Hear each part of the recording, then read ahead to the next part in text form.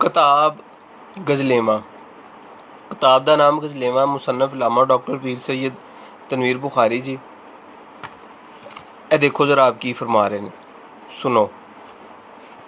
ढक्कन खोल विखावीए की जग नूं, ढक्कन खोल विखावीए की जग नूं, ढक्कन खोल विखावीए की जग नूं, विच बोतल हां चीज़ हवाई रख दे। ढक्कन खोल विखावीए की जग नूं, विच बोतल हां चीज़ हवाई रख दे। लई फिरने नप के विच बुक्कल, लई फिरने नप के विच बुक्कल, जिवें रोगी ने नाल दवाई रख दे।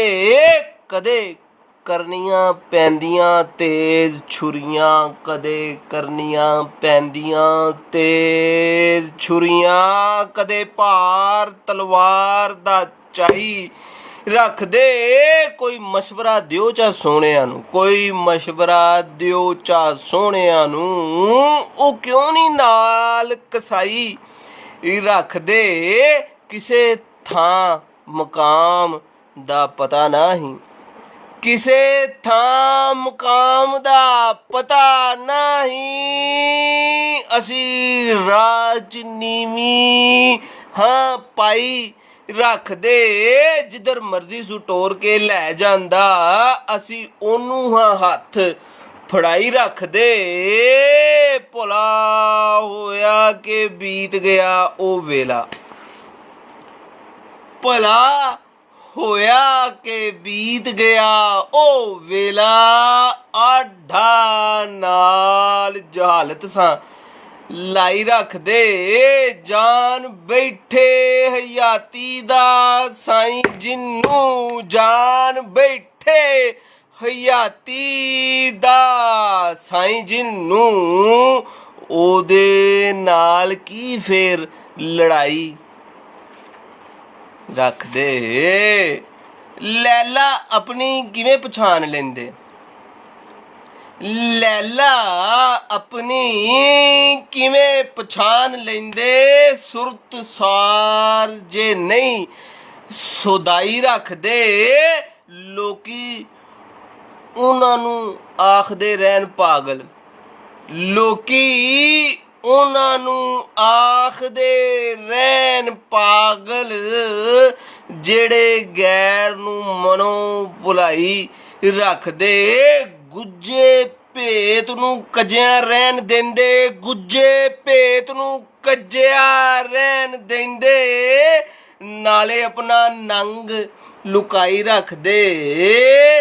दाना फक्का हयाती दा क्यों दिसदा, दाना फक्का हयाती दा क्यों दिसदा, असी लीड़े जे इलम नूं पुआई रख दे। वेखो ना ਇਹ ਸਾਵਾਂ ਦੀ ਖੇਡ ਵੇਖੋ, ਵੇਖੋ ਨਾ ਇਹ ਸਾਵਾਂ ਦੀ ਖੇਡ ਵੇਖੋ, ਆਉਂਦਾ ਸਜਰਾ ਬਾਸੀਏ ਪਰਤ ਜਾਂਦਾ, ਜਿਹੜਾ ਰਿਹਾ ਨਹੀਂ ਉਸ ਦੇ ਨਾਲ ਦੱਸੋ ਅਸੀਂ ਕਿਵੇਂ ਤਨਵੀਰ ਨਿਭਾਈ ਰੱਖਦੇ। ਢੱਕਣ ਖੋਲ ਵਿਖਾਵੀਏ ਕੀ ਜੱਗ ਨੂੰ, ਵਿੱਚ ਬੋਤਲ ਹਾਂ ਚੀਜ਼ ਹਵਾਈ ਰੱਖ ਦੇ। ਲਈ ਫਿਰਨੇ ਆ ਨੱਪ ਕੇ ਵਿੱਚ ਬੁੱਕਲ, ਲਈ ਫਿਰਨੇ ਆ ਨੱਪ ਕੇ ਵਿੱਚ ਬੁੱਕਲ, ਜਿਵੇਂ ਰੋਗੀ ਨੇ ਨਾਲ ਸੁਦਾਈ ਰੱਖ ਦੇ। ਤੇ ਅੱਛਾ ਯਾਰ ਦੇਖੋ, ਸੁਣਿਆ ਕਿ ਕਰੋਨਾ ਦੀ ਜਿਹੜੀ ਲਹਿਰ ਹੈ ਉਹ ਇਸ ਦਫਾ ਜਿਹੜੀ ਉਹ ਬਹੁਤ ਸ਼ਦੀਦ ਹੈ।